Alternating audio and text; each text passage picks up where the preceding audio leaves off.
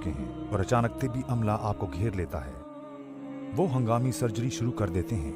वो आपको बचाने की कोशिश करते हैं। वो आपको इस दुनिया में रखने की कोशिश करते हैं, लेकिन मौत आपके सर पर खड़ी है। आपको महसूस होता है कि जिंदगी आपके हाथ से निकल रही है। आप खात्मे के इतने करीब पहले कभी नहीं आए। आपके अंदर जज्बात का तूफान बरपा है जो आपके इर्द गिर्द की फिजा में सरायत कर रहा है। फिजा भारी हो जाती है। आपके इर्द गिर्द मौजूद लोग समझ सकते हैं कि आप क्या महसूस कर रहे हैं। आप क्या महसूस कर रहे हैं? सिर्फ एक लफ्ज, पछतावा। आपका दिल टूट रहा है। आप मरना नहीं चाहते। आप एक कमजोर सी आहिस्ता आवाज में बोलते हैं, बस एक और मौका। तिब्बी अमला दवानावार अपने काम में जुटा हुआ है। आपके दिमाग में सिर्फ एक सोच है, मुझे बचा लो। एक चुभती हुई तेज आवाज आपके ख्यालात का सिलसिला तोड़ देती है। क्या हो रहा है? इस आवाज का क्या मतलब है? क्या मसला हुआ है?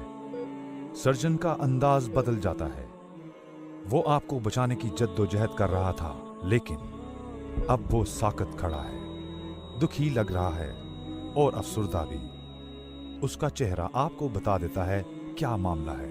अगरचे आपके जख्म अभी भी खुले पड़े हैं, फिर वो रुख बदल कर चला जाता है। वो मुसलसल दूर जा रहा है। क्यों? मजीद तिब्बी अमला भी जाना शुरू हो गया। 6, फिर 5, फिर 4 और अब आप तन्हा रह गए हैं।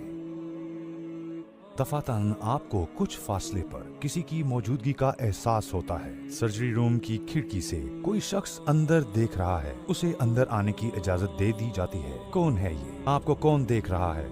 आइए 15 मिनट पीछे चलते हैं। आपके घर में फोन की घंटी बजती है।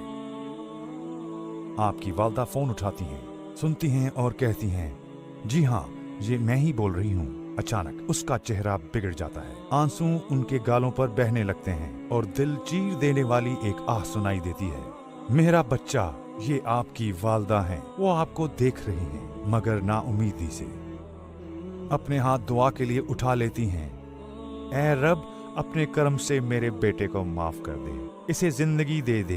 ये तो अभी बहुत छोटा है, वो सही रास्ते पर नहीं है। मैं जानती हूँ ये अब तक आपके रास्ते पर नहीं है। ऐ रब, इसकी जिंदगी खताओं से भरी पड़ी है, अभी इसे अपने पास ना बुलाएं। मैं भीख मांगती हूँ। ऐ अल्लाह, अभी नहीं। मेरे दोस्त, वो अल्लाह के सामने गिड़गिड़ा रही हैं,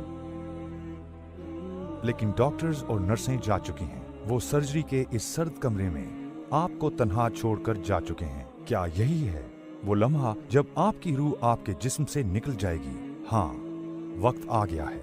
अब तुम इसे देखोगे, मौत के फरिश्ते को, इज़राइल अलैहिस्सलाम।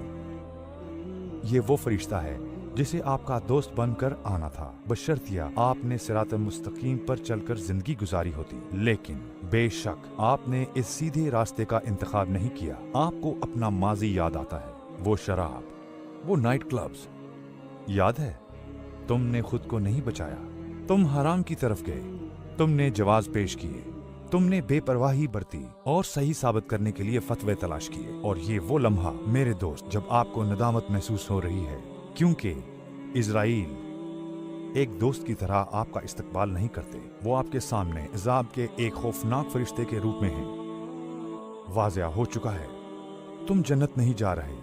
अगर तुम जाते तो इज़राइल ने तुम्हें इस तरह खौफजदा ना किया होता। इज़राइल आपकी रूह को आपके जिस्म से अलग करने आ चुके हैं। आप अपनी आखिरी सांसें लेते हैं और अपनी आंखें खोलते हैं। आपको क्या नजर आ रहा है?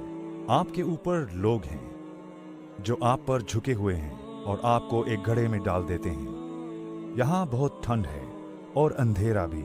आप कहते हैं, ये सब क्या हो रहा है? मैं कहाँ जा रहा हूँ? जन्नत में या फिर दोज़ख में? लेकिन नहीं मेरे दोस्त, आप कहीं नहीं जा रहे, क्योंकि पहली मंजिल तो कब्र की है।